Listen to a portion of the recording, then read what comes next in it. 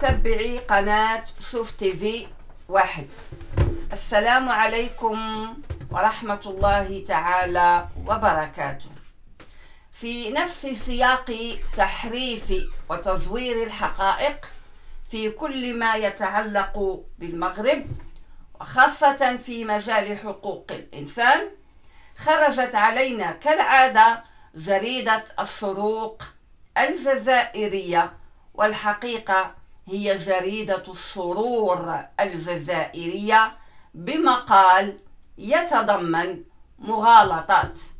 ومضمون جزء من هذا المقال ما يلي: تواصلت الاحتجاجات المنددة بالاعتقالات السياسية وهضم الحقوق والمناهضة للفساد والاستبداد والتطبيع مع الكيان الصهيوني في المغرب، رغم القمع المخزني وسياسة تكميم الأفواه وفبركة التهم الكيدية التي ينتجها المخزن لتخويف الشعب.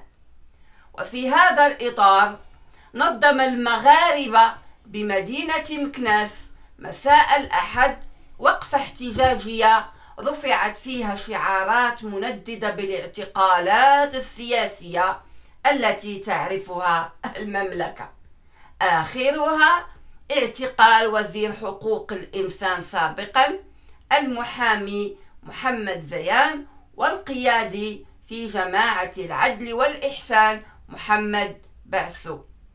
كما ندد المحتجون باستمرار اعتقال المدونين والصحفيين ومعتقل الرأي والتعبير بتهم واهية، طبعا سمتها العبث والانتقام من كل صوت حر يغرد خارج سرب الفساد والاستبداد.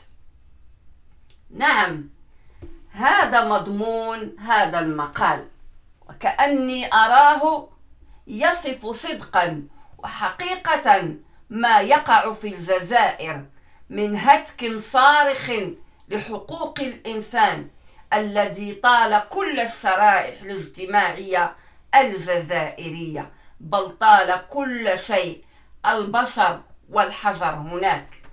نعم، إعلام الجزائر الرسمي إعلام عبثي لا يحترم العقول، هو إعلام وظف بشكل رخيص وقذر من طرف الطغمة الحاكمة العسكرية في البلاد الجزائرية. هذا الإعلام ينشر الأكاذيب على المغرب، العدو الكلاسيكي بالنسبة له، وذلك لإلهاء الشعب الجزائري عن ما يعانيه من كل أشكال التحقير، من قمع وقتل وفساد واستبداد وهلم جرة من المفاسد التي طالت كل مفاصل الحياة، مفاسد يشيب لها الولدان، والاتجاه إلى تصيد بعض الأحداث التي تقع أو قد تقع في المغرب أو في بلد آخر وتزورها وتخرجها من سياقها. على هذا الإعلام الخائن لوطنه أن يعلم أن هذا لم يعد ينطلي علينا نحن المغاربة. وللتوضيح فقط، الشخصين المذكورين في المقال تعرضا للمساءلة القانونية لأسباب خرقهما للقانون، وليس لها أو اعتقالهما ليس له علاقة بحقوق الإنسان كما تدعي هذه الجريدة القذرة. وفي المغرب لا أحد فوق القانون، والكل يخضع لمحاكمة عادلة علنية.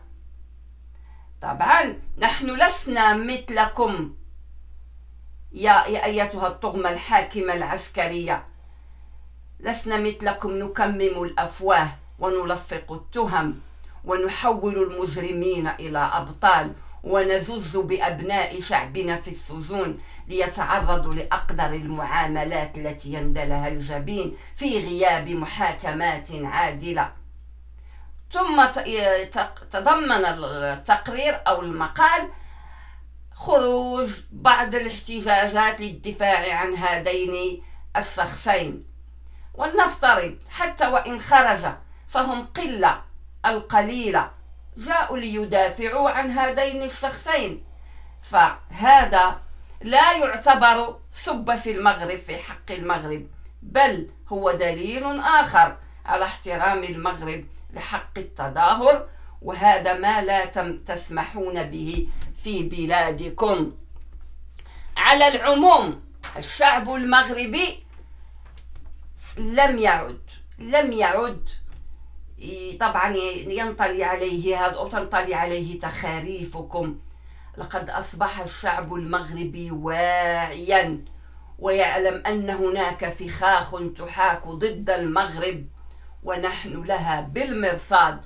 الشعب المغربي شعب التحديات ونحن لكم بالمرصاد أيها القاتلون لشعبهم.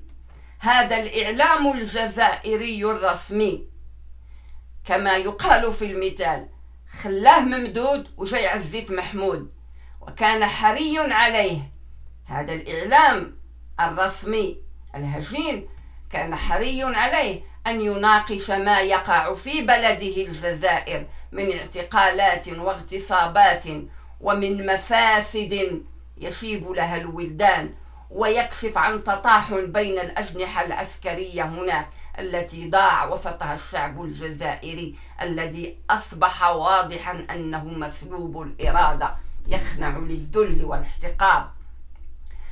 هذا الشعب الذي أهدرت ملياراته ومقدراته في جيوب الطغمة الحاكمة ولقيطتها البوليزاريو يا بلاد الغاز والبترول.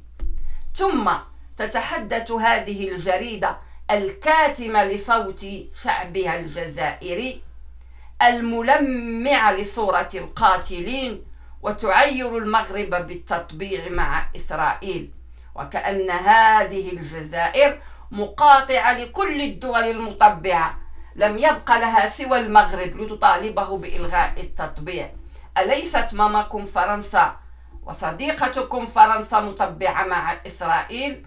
فرنسا التي لا زالت جماجمكم لديها تعتبر ويعتبرها رئيسكم المعين صديقة وماكرون إنسان طيب. ثم أليست روسيا والصين وتركيا بل ومعظم الدول العربية بل وكل القارات تعترف بإسرائيل؟ أليست إسرائيل دولة معترف بها في الأمم المتحدة؟ فيا دولة النيف المسخ قاطعي كل العالم إن كنت بهذه القمة في الممانعة، وقاطعي الأمم المتحدة دويلة منافقة تكيل ب1000 مكيال فقط.